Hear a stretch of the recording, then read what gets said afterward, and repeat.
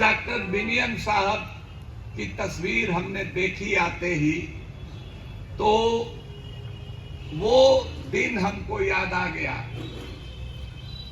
जब बिनियन साहब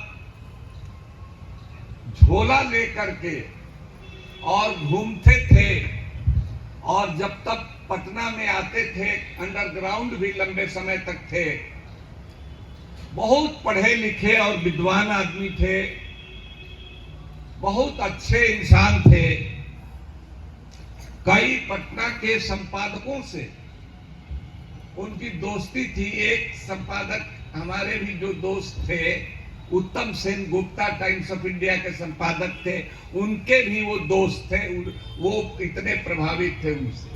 अभी व्यास जी हैं, एक आईएएस, रिटायर हुए हैं हाल में, उनके भी वो एक अच्छे दोस्त थे।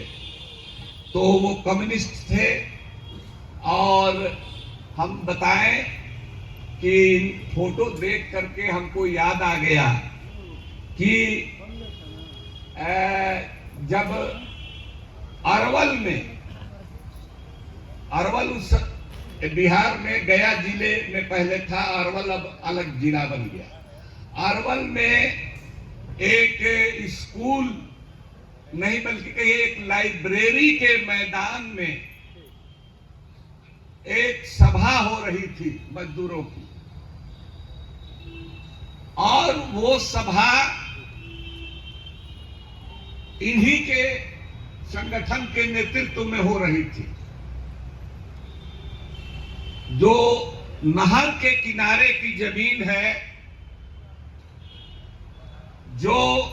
जिस पर गरीब लोगों का, वहां से जिनके घर के सामने वो जमीन पड़ती थी, उनके लिए वो होना चाहिए था। उसको किसी धनाढ़े बड़े अधिकारी ने उसको अपने नाम से करा लिया था।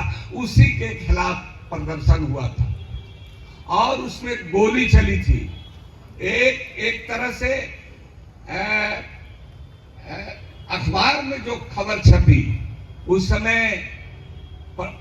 समय ये हिंदुस्तान और हिंदुस्तान टाइम्स और टाइम्स ऑफ इंडिया वगैरह नहीं था।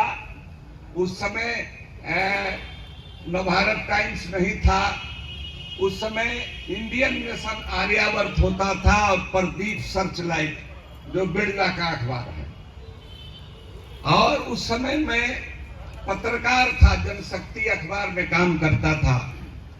मैं सवेरे उठा और हमने देखा फर्स्ट पेज पर कि नक्सलियों ने अरवल थाना पर हमला किया और बंदूक और राइफल लूटने की कोशिश की, और इसके बचाव में पुलिस को गोली चलानी पड़ी, जिसमें 8 नक्सली मारे गए। यही खबर थी। मेरे मन में संदेह हुआ। मैंने अपने संपादक से भी नहीं पूछा। यूएन मिश्रा साहब हमारे संपादक थे।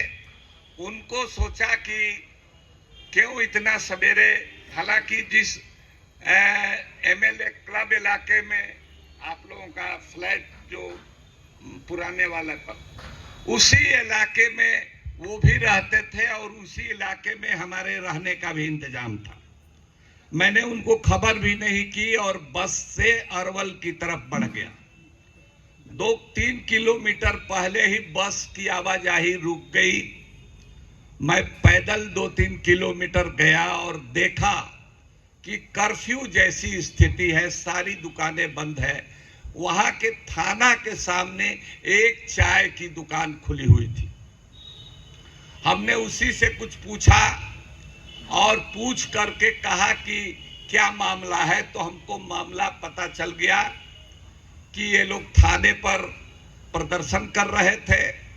अब प्रदर्शन करने के बाद आ करके वो पुस्तकालय में के मैदान में, जिसमें चारों तरफ से चहारदीवारी थी, एक लोहे का गेट था, तो उसमें वो सभा कर रहे थे। और उस समय सीआर कासवान एसपी था वहां का। उसने उस पुस्तकालय में घेर करके और गोली चलवाई। ये बिल्कुल डंडा और झंडा लिए हुए जरूर थे, नारे थाने पर भी जाकर लगाए जरूर थे, लेकिन वहां से आकर के ये मीटिंग कर रहे थे और इन लोगों को घेर करके और गोलियों से भून दिया गया। वो तो 8 था, उससे ज्यादा करीब 20-21 लोग मारे गए थे। 42 लोग। धीरे धीरे बात खुली। हाँ, तो मैंने ठीक कहा अशोक मंजिल साहब, मनोज मंजिल साहब, मैंने अखबार में आकर के और वो खबर लिखी। पटना के किसी अखबार ने ये खबर नहीं छापी। मैंने खबर लिखी कि अरवल में जालियानवाला बाग कांड दोहराया गया। यही हमारे खबर की शीर्षक थी, फर्स्ट पेज पर खबर। दूसरे किसी अखबार में नहीं खबर छपी। जब मैं उधर से चला 3 किलोमीटर पैदल आकर के, थाना वाले कुछ बताने के लिए तैयार नहीं थे। सारी दुकानें बंद थी। मैं घटना स्थल पर जो जमीन का विवाद था वहां गया था, नहर के किनारे। तो मैंने जब मैं आकर के और बस पकड़ के पटना की तरफ से लौट रहा था, तो आदरणीय कर्पूरी ठाकुर जी जो विपक्ष के नेता थे उस समय, वो अपनी एम्बेसडर कार से अरवल की तरफ आ रहे थे।